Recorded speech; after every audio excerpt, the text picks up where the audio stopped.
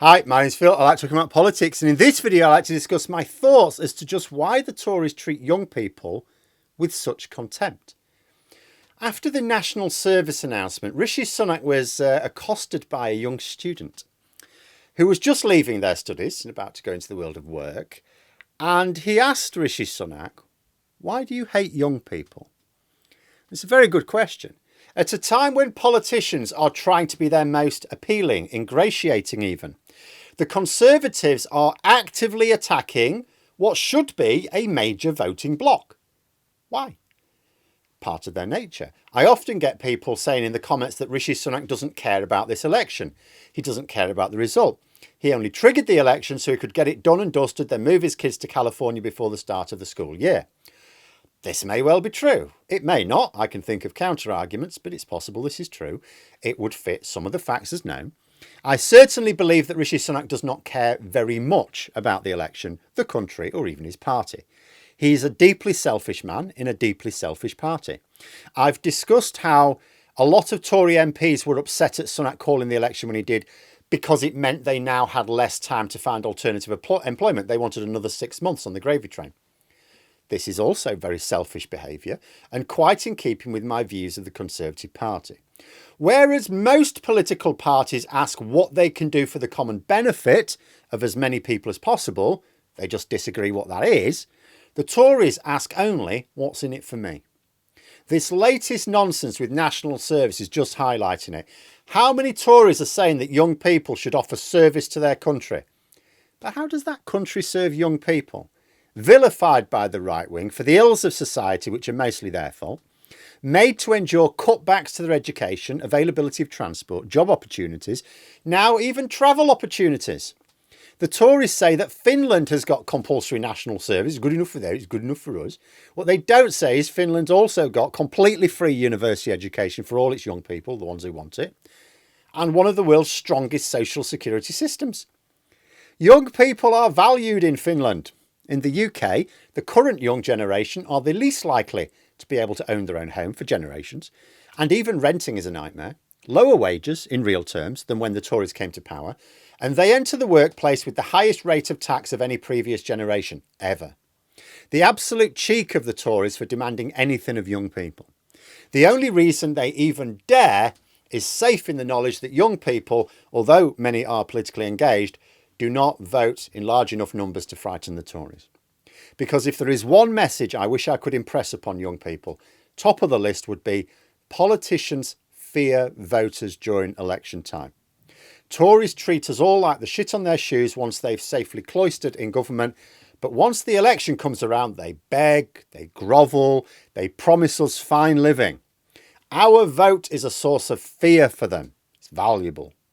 So when the Tories will treat young people like this, even during a general election campaign where they're trying to fight for every vote, when they're trying to ingratiate themselves with people like me, it just shows you how much contempt they hold for the younger generation. Even during a general election, they do not fear the youth vote. And the Tories have always been like this. They've always treated young people with this level of contempt. So people should ask why the Tories fear the electorate at election time, but not the youngest voters. Tory attacks on young people have been intense in this election. Not only the national service cobblers, but savaging Labour's plans to lower the voting age on the basis, young people, they're too thick and feckless and flighty to make good decisions. And I think part of the problem is because most young people only start to pay attention to politics as they approach voting age, they only have the perspective of attitudes towards them in the political media as young people. By the time you get to my age, you're treated with a great deal more respect. And the reason boils down to this. Over the past 3 general elections, the percentage of young people voting has increased. Hardly surprising, given how Brexit threatened to steal their future, something it has now done. In fact, since the Brexit referendum, although, we'll say like only a minority of young people vote, and I still sort of say that myself, technically speaking, in the election since the referendum, actually that number has gone over half, but it is still lower than the other age groups, all of the other age groups. Significantly lower than the oldest age groups. There's a really clear correlation between age and likelihood to vote. And because of the way the Tories always treat young people, there's also a correlation between age and likelihood to vote Tory. But the Tories work by blaming others for the damage they do to society and people's lives. So they pick young people because they are not yet aware that their vote carries power. Only at election time, but it's power nonetheless. I used to tell my students when I was a teacher, just go and vote. If you don't like any of the candidates, spoil your ballot. You don't have to vote for anyone, but post a ballot paper. That way you show up as having voted. They don't know who for. Because if the percentage of young people voting went from 50% to 80%, you'd soon notice a change of attitude towards young people.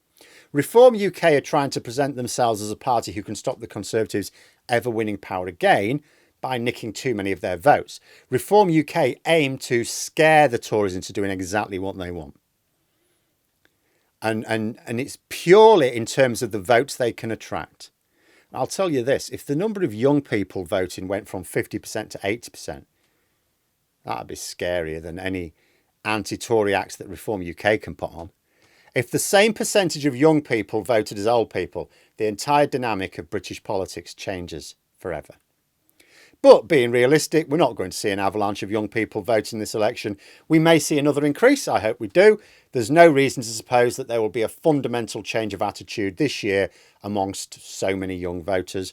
So what can we do to empower the youth vote without hoping that it magically increases out of all proportion to past behaviour?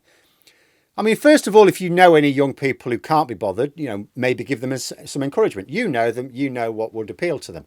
Or if you are a young person intending to vote, but you've got friends who are more apathetic, make a day of it.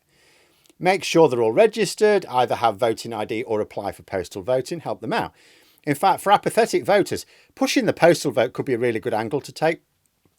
You can mither them when the ballot paper arrives in the post and then offer to post it for them once they've completed it and sealed it in the envelope. Minimum effort on their part. Because there will be non-voters who will vote if you just make it easy. Sit with them while they register, that part's easy. Request the postal ballot, there's a form there, but you could get the form for them. They just have to fill it out. You could post it. Post the ballot paper when they've finished it. The more young people vote, the more fear their vote generates. Right now, it generates no fear for the Tories. There is no earning the respect of Tories for young people, especially from modest or poor backgrounds. You can make them fear. But there is still more to be done, given that even if everyone who watches this video managed to persuade one 18 to 24-year-old to vote that otherwise wouldn't, that's still not going to result in a huge boost to the percentage, although it would have an impact. But there's also making the vote hit them where it hurts. I mean, I don't tell people how to vote. It's really important people use the vote in the way they think best. But let's say you've got someone who wasn't going to vote anyway, so they're not all that bothered about who gets their vote, but they resent being attacked by the Tories. Well, it sounds like tactical voting may appeal to them. So there is this way of voting, not so much for what you think is the best offer, but to send the Tory candidate home defeated after the election. And the only provably reliable site, remember, is stopthetories.vote. Go to the website, pop your postcode in, don't have to submit any personal information. If there is a tactical voting choice, you'll get it. There are some areas where the tactical vote is not certain yet, so check back later if you get that message.